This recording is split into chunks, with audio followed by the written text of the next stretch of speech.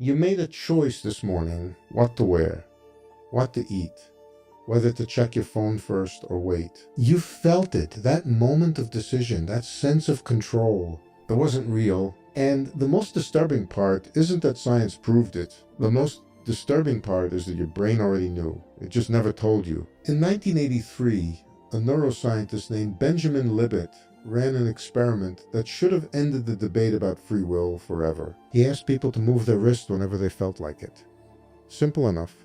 While they did this, he measured two things simultaneously: the electrical activity in their brain and the exact moment they felt the conscious urge to move. What he found broke something fundamental about how we understand ourselves. The brain began preparing the movement approximately 550 milliseconds before the person actually moved. That alone isn't shocking. Brains need preparation time. Here's what is shocking. The person didn't become consciously aware of their decision until 200 milliseconds before the movement, which means the brain had already started executing the decision 350 milliseconds before the person even knew they had decided. Let that settle for a moment. Your brain made the call. Then, almost as an afterthought, it informed you. And your conscious mind, your sense of self, your feeling of being in control, did what it always does. It took credit. This is not a small finding buried in an obscure journal. This was replicated, extended, built upon for decades. In 2008, researchers using fMRI brain scanning pushed the timeline even further. They could predict which hand a person was going to move up to 10 seconds before the person consciously decided to move it. 10 seconds. You think the decision is happening in your mind in real time as you deliberate, but the neural pattern was already forming, already cascading through circuits you have no access to, already done. By the time you felt like you were choosing, the outcome was already written. Now here is where it gets philosophically violent. If your decisions are made before you know about them, then who is making them? There are only a few possible answers, and none of them are comfortable. Option one, your unconscious brain is making every decision, and consciousness, the thing you believe you are, is simply a narrator, a storyteller who watches events unfold and then claims authorship. Option two, there is no decision maker at all, just physics, just neurons firing in patterns determined by prior states, which were determined by prior states before that, stretching back in an unbroken chain to the beginning of the universe. You are not an agent, you are a consequence. Option three, the feeling of choice is real, but it is not what you think it is. It is not the cause of your actions. It is the experience of your brain reporting what it has already done. You are not the driver. You are the passenger reading the dashboard after the car has already turned. None of these options include the version of free will you have always believed in. The philosopher Daniel Dennett spent decades arguing that free will is real.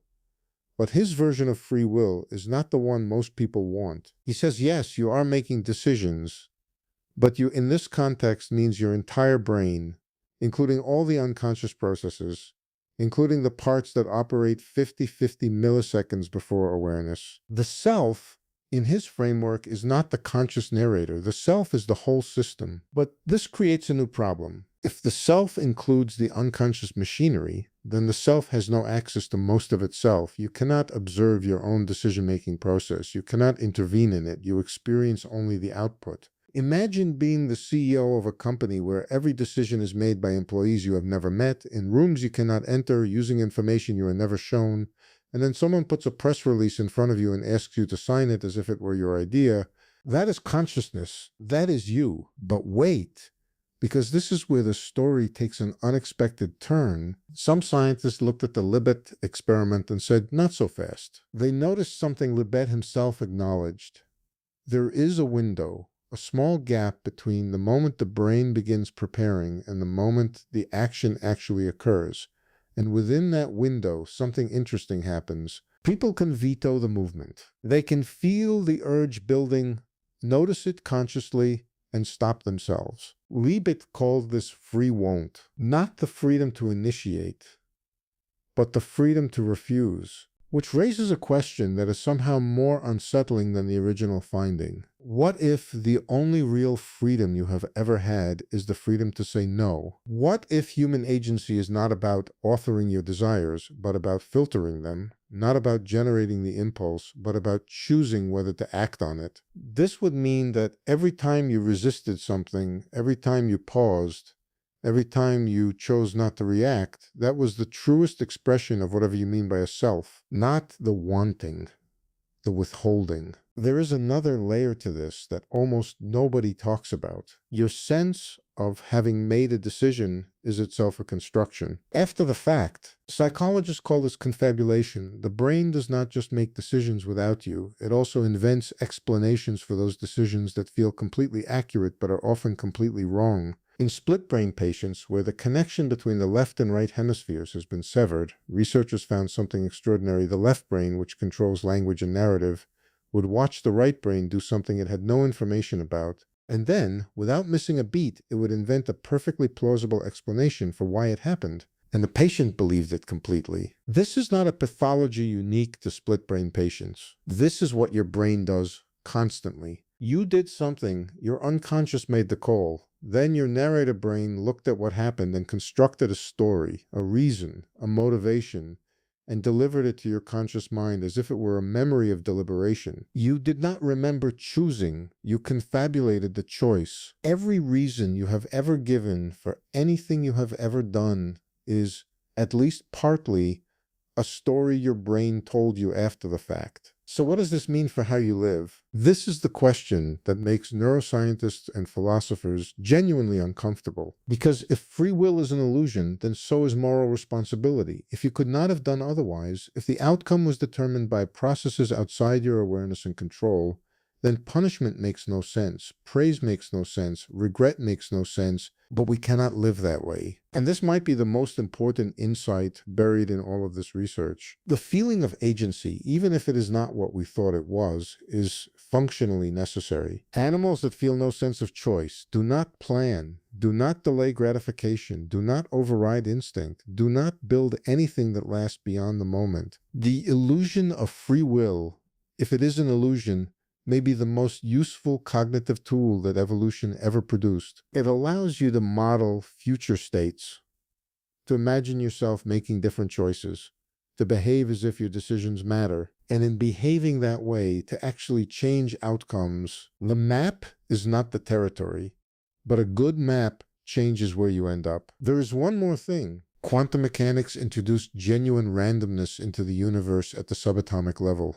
Events that have no cause, outcomes that cannot be predicted even in principle. Some philosophers grabbed onto this desperately. If the universe is not purely deterministic, they said, then there is room for free will. But think about what that actually means. If your decisions are partly the result of quantum randomness, then they are not determined by prior causes, but they are also not controlled by you. Random is not the same as free.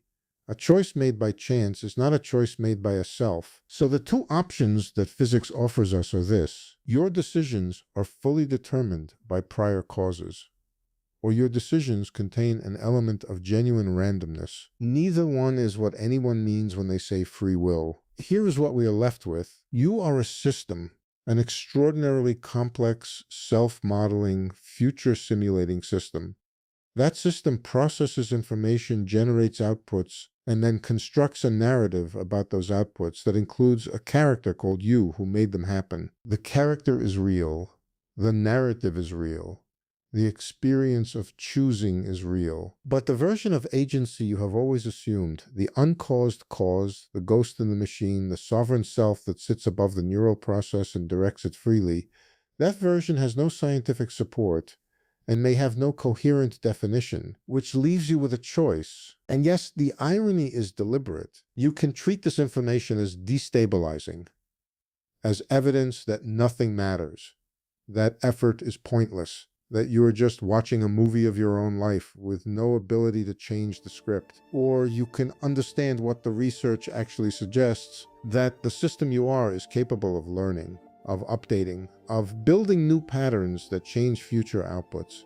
that the narrative you construct about yourself is not just a reflection of who you are, it is an input into who you will become. You may not be the author of your decisions in the way you thought, but you are not just the audience either. You are somewhere in between, in a space that science is still struggling to describe, in a place where the old map no longer works and the new one is not finished yet. And that space, uncertain and unmapped as it is, might be the most honest definition of what it means to be human. The next time you feel certain you made a choice, pause. Not because the choice didn't happen, but because the part of you that felt so certain it was in control might be the last part of you that actually knows what's going on.